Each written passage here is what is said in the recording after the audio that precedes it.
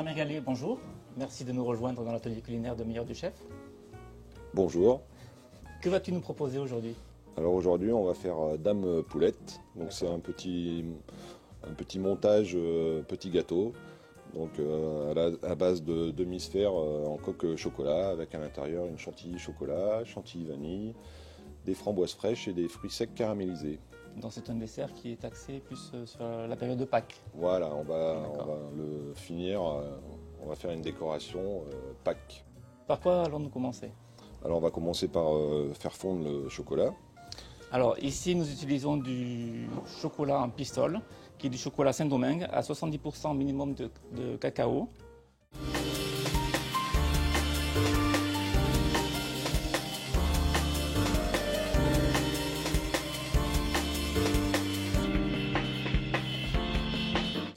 Donc on va le faire fondre au bain-marie. On va le faire fondre au bain-marie, donc on a pesé 500 grammes. 500 grammes. Donc ici.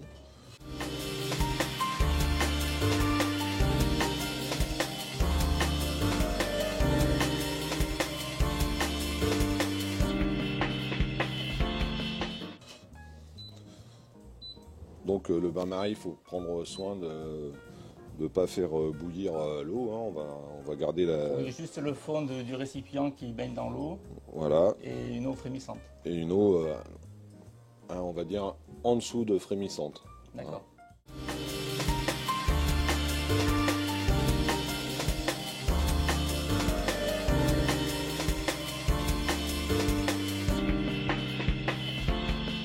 Alors pour surveiller la température de fond du chocolat, nous avons un thermomètre qui est proposé par la société Matfer, qui a une sonde déportée, donc qui nous permet facilement de tremper la sonde dans le chocolat et de surveiller la température en temps réel. Donc on va laisser fondre le chocolat un petit peu avant de s'en servir.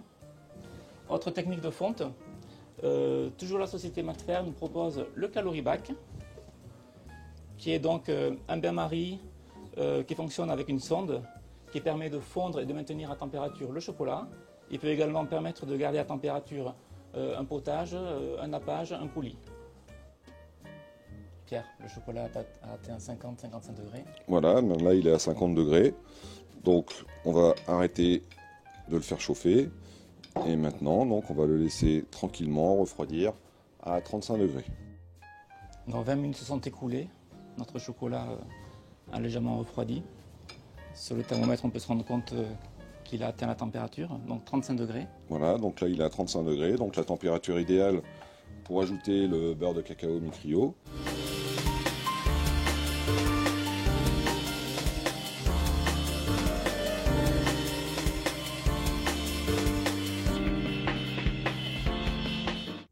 Donc on va rajouter 1%. Donc nous avons 500 grammes de chocolat, donc une petite dosette, ça fait 10 grammes, donc la moitié.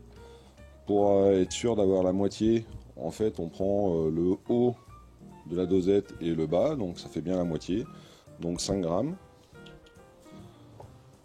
Voilà, on mélange bien ensemble le chocolat et le mi-cryo. Donc le mi-cryo en fait là va servir de catalyseur et c'est ce qui va permettre au chocolat de durcir correctement et d'avoir un bout brillant et une casse nette. Et bien sûr après un fondant en bouche top. Et un démoulage également, ça va jouer sur le démoulage. Voilà, puisque le chocolat pour qu'il se démoule il faut qu'il durcisse. Donc en durcissant il se rétracte et donc le moulage devient plus petit que le moule et donc ça permet de démouler facilement. Pierre, notre chocolat est quasiment à point. Donc voilà, maintenant le chocolat est à 34 degrés, 33-34 degrés, donc la température idéale pour mouler. Donc il s'est passé un temps qui a duré 20-25 minutes voilà, pour le refroidir. Pour refroidir, on a rajouté le beurre mi-cryo. Donc là, voilà, on voit bien, il est à 32 degrés, 33. Je ne sais pas si on voit bien. Donc là, ça va être impeccable. Donc maintenant, on va verser le chocolat dans une poche,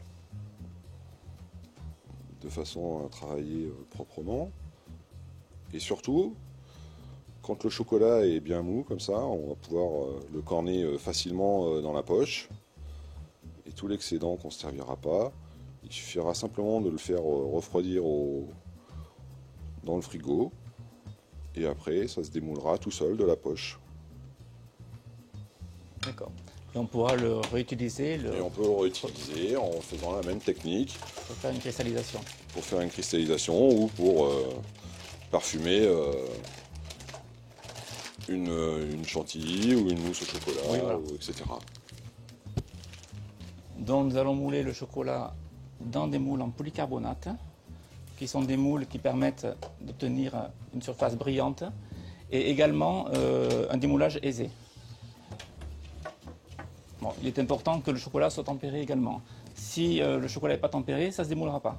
Voilà. Ça, ils ont un rôle pour faciliter le démoulage, mais les deux facteurs rentrent en jeu. Voilà.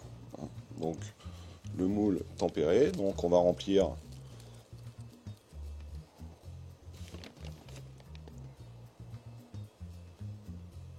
chaque demi-sphère. Donc un petit peu en dessous de la hauteur. Un tout petit peu en dessous au départ, puisque là ça va commencer à cristalliser sur les bords. D'accord. Et donc après, une fois qu'on aura garni les 6, voilà, on va finir de remplir. D'accord, tu complètes. Pratiquement jusqu'en haut, ça va faire un petit dôme, mais après on va tapoter et vous verrez que ça va s'égaliser parfaitement à la hauteur du moule. Donc on tape, on fait tourner un peu comme ça pour qu'il y ait bien du chocolat jusqu'en haut. Donc après, on va donc retourner sur la plaque, comme ceci. Donc on va légèrement taper pour enlever l'excédent. Et on va attendre. Voilà. Donc on va racler.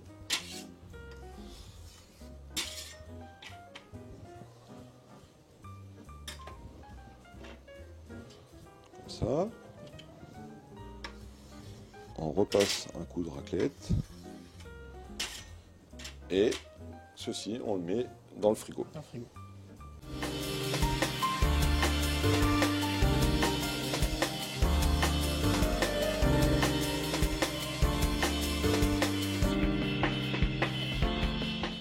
Donc maintenant, ça fait à peu près 20 minutes. Donc les coques sont bien froides. Donc on va pouvoir les démouler. Hein, bien sûr. Donc voilà, ça se démoule, Ça se démoule tout seul, on peut le voir. tout seul. Hein. Donc il y a un beau brillant.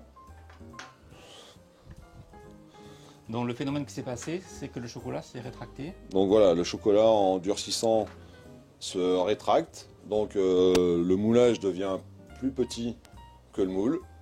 Et donc ça se décolle impeccable. Voilà. Donc il ne faut pas les laisser trop longtemps. Faut les...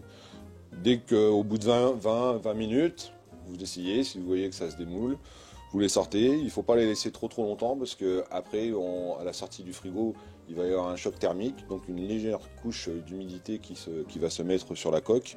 Et ça altère un peu le goût du chocolat. Donc Pierre, prochaine étape, on va commencer à préparer le décor de nos poulettes avant de faire le garnissage des coques. Voilà, on va faire c'est de la pâte d'amande 33%, qui est utilisée généralement pour faire des intérieurs de fruits déguisés ou de bonbons. Voilà, ou de bonbons.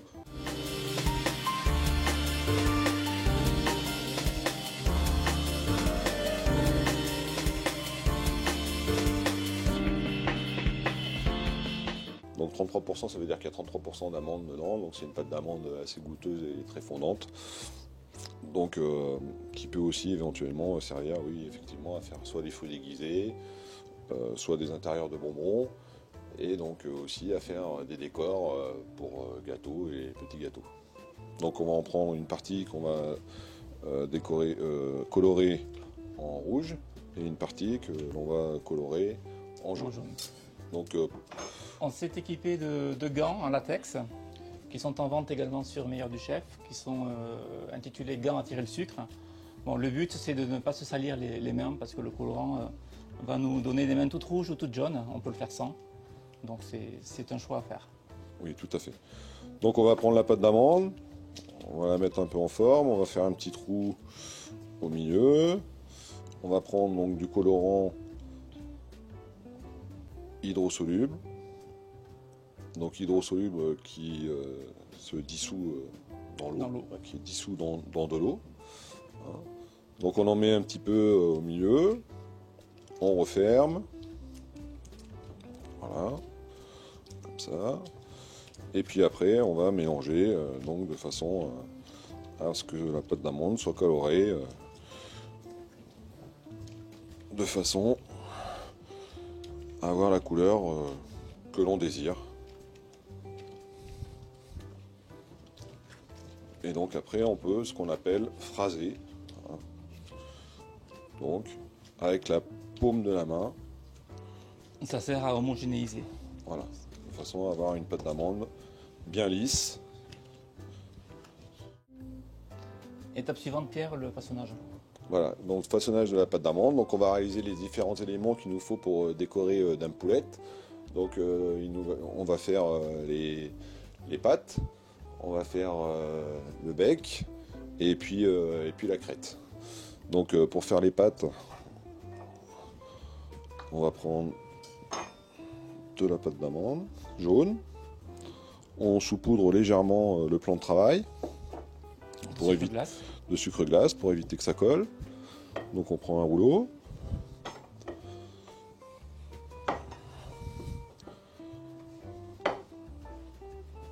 Voilà. Alors on le fait quand même assez généreux, hein. Donc on a dit que c'était de la pâte d'amande 33%, donc c'est de la bonne pâte d'amande. C'est bon. Donc on va détailler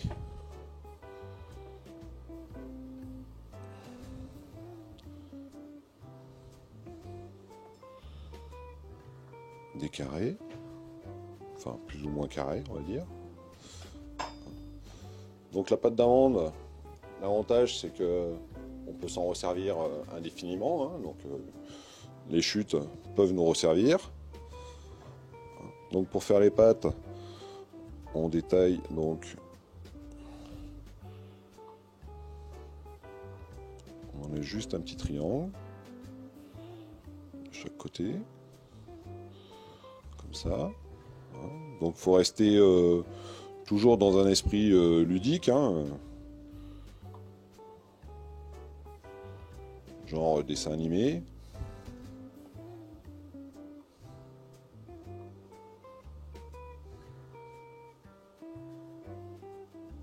Voilà.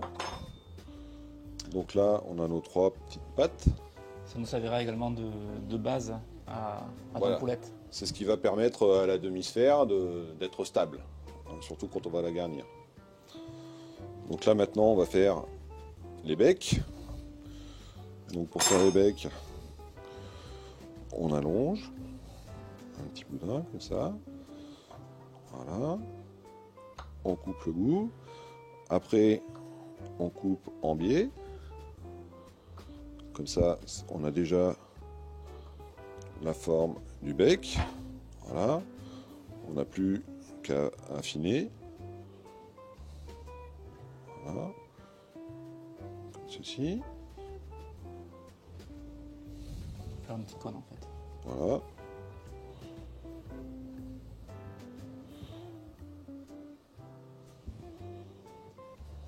Donc pour le jaune, c'est terminé. Donc pour la crête, on va prendre la pâte d'amande rouge. Donc on va faire un boudin. Alors donc en fait, quand on fait un boudin comme ça permet d'avoir une meilleure régularité dans les morceaux. Donc on va découper donc, les morceaux qu'il nous faut. Donc il nous en faut 3 par crête.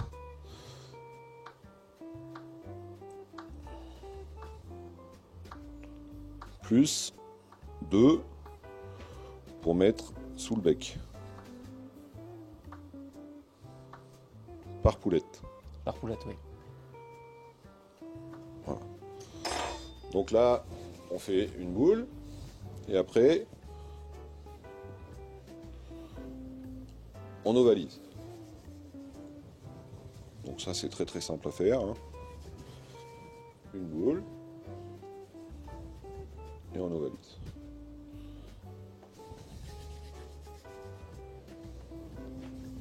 Donc ça va très vite. Ça, en plus, à la maison, on peut se faire aider par les petits enfants. Donc tout le monde y participe.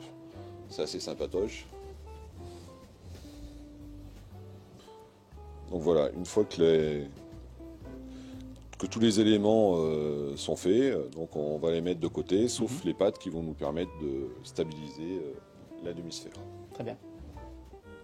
Donc Pierre va commencer au montage de nos poulettes. Voilà. Les pâtes sont prêtes. Donc les pâtes sont prêtes.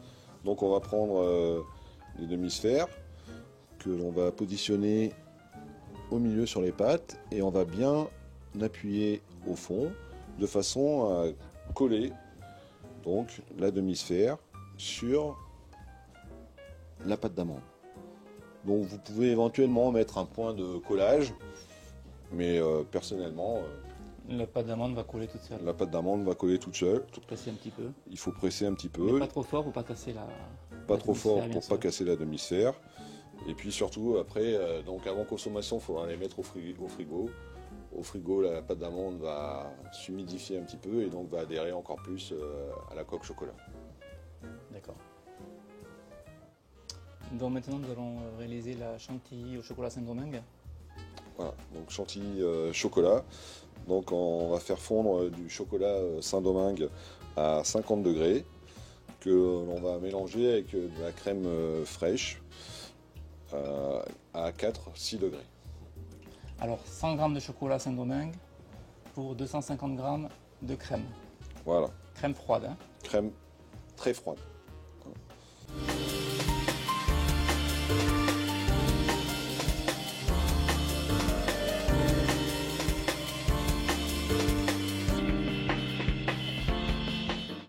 Donc on va verser le chocolat dans la cuve du batteur.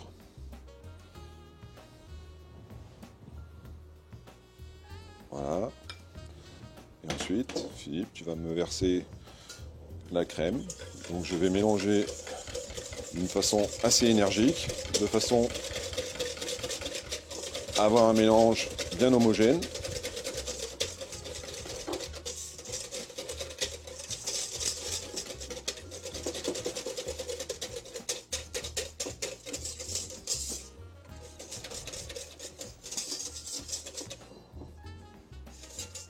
Voilà. Ensuite, on va faire monter au batteur. D'accord. Voilà.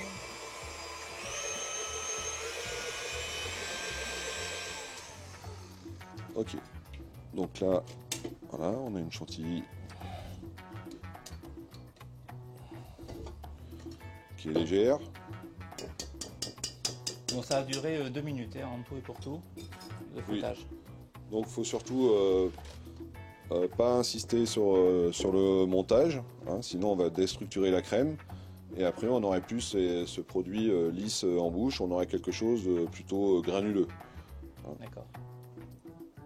Alors que là, je ne sais pas si on peut bien voir à l'image, mais on a quelque chose de bien lisse.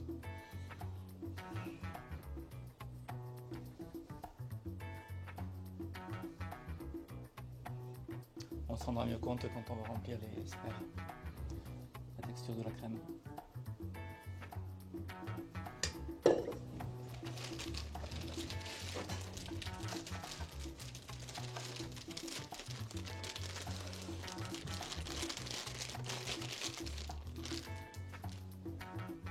Donc on va reprendre nos coques chocolat et on va garnir le fond Donc maintenant par-dessus on va parsemer de fruits secs caramélisés. Alors ce sont des fruits secs entiers caramélisés. Nous avons des noisettes, des pistaches et des amandes proposées par la maison Cacao Barry qui sont vendues sur le site en poche sous vide de 1 kg.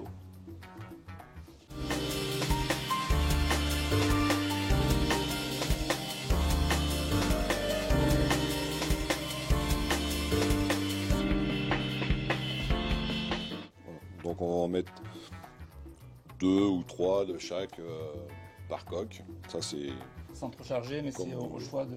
Voilà, donc ça va amener un croustillant intéressant dans la dégustation. Nous allons faire maintenant la chantilly à la vanille.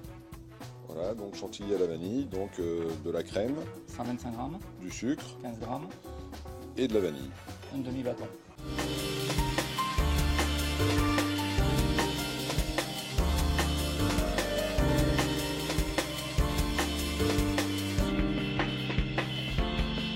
Donc on va mettre la crème dans le batteur. Pendant ce temps, je vais gratter la vanille. Donc on coupe la gousse en deux et on récupère tous les petits grains noirs. On récupère les grains Qui se trouvent à l'intérieur. Voilà.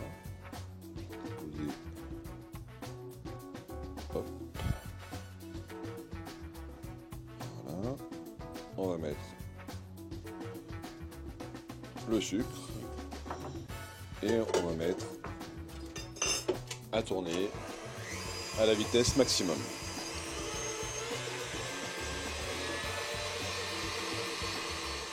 Donc là, c'est parfait.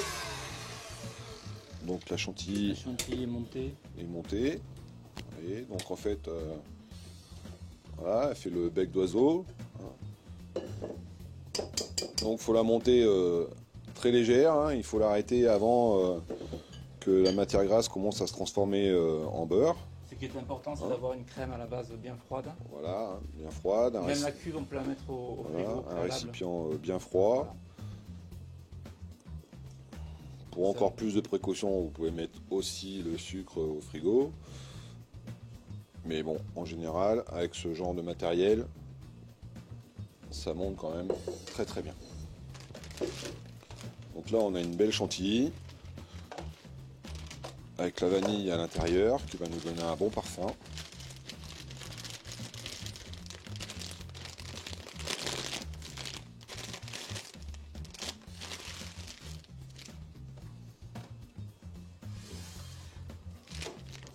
Donc on va faire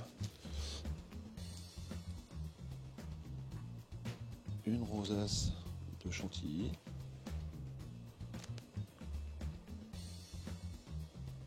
Voilà. Et par-dessus, on va disposer 3 framboises fraîches.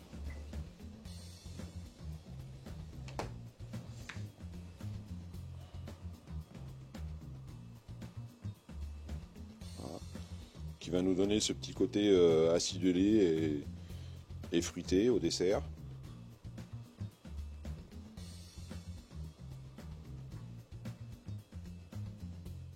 Pierre, on arrive à la fin de la recette, c'est le montage final. Voilà. Donc on va les décorer, donc on va coller les différents éléments de pâte d'amande, donc à l'aide d'un cornet et de chocolat. Donc le chocolat, on prend le chocolat, on fait la même manipulation que tout à l'heure, hein, c'est-à-dire que on le fait fondre, on le laisse reposer, on rajoute 1% de micrio et on s'en sert en cristallisation. Si vous ne voulez pas faire cette manipulation, ce sera moins grave, puisque une fois que les décors seront faits, on va mettre les petits gâteaux au frigo, et là, quoi qu'il arrive, le chocolat, de toute façon, va tenir, va figer. D'accord. Donc on va mettre un peu de chocolat, en cornet. Voilà.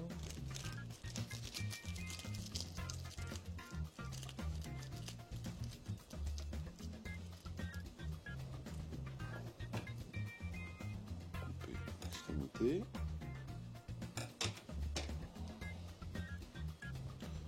Voilà. Donc, va venir mettre nos demi-sphères par-dessus. Voilà. On va d'abord, donc pour nous aider à la cristallisation du chocolat, on va utiliser la bombe Chococool.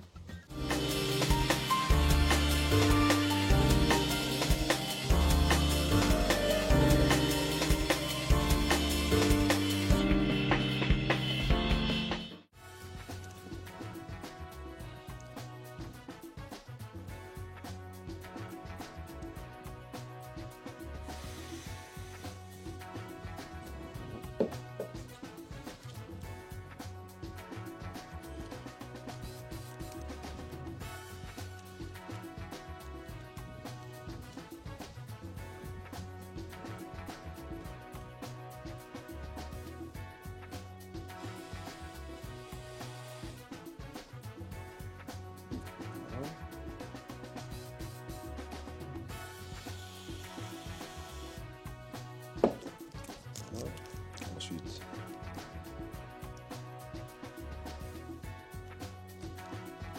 venir coller la crête.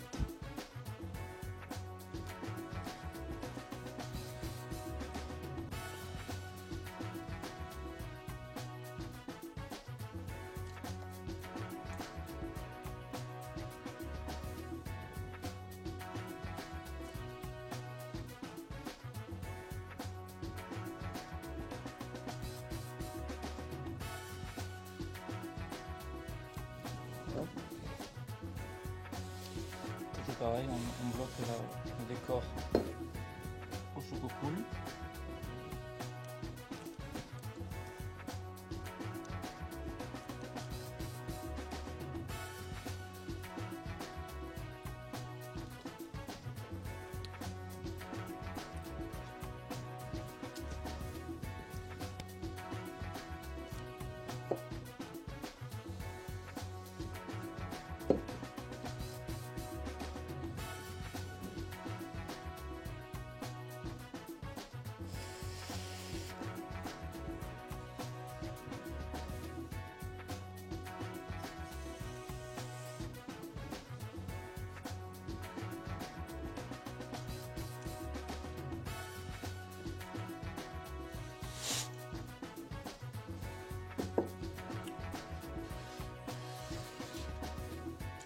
Hop, on va terminer celle-ci.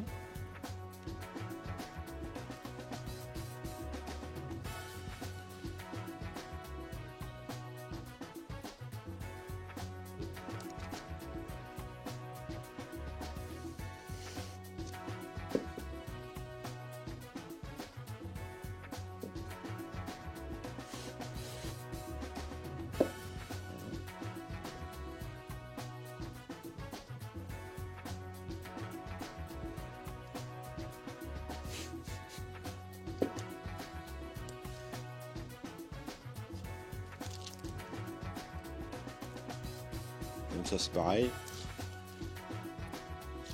Là on a fait Dame Poulette. On pourrait très bien réaliser un petit lapin, un petit ours. Voilà, après avec la pâte d'amande et un peu d'imagination, on peut réaliser tous les personnages que l'on veut. Tout est permis.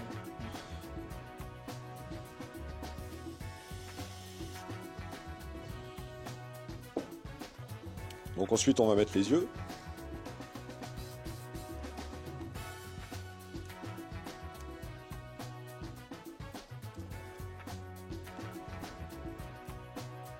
Donc pour les yeux, bon, on utilise tout simplement des pistoles Chocolat blanc. en chocolat blanc. Voilà. Donc j'ai légèrement repercé.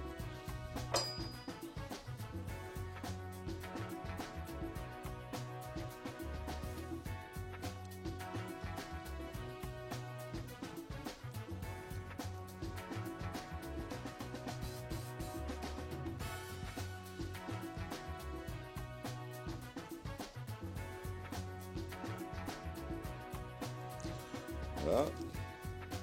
Et ensuite, pour finaliser, on va faire la pupille en mettant une toute petite pointe de chocolat noir dans le trou.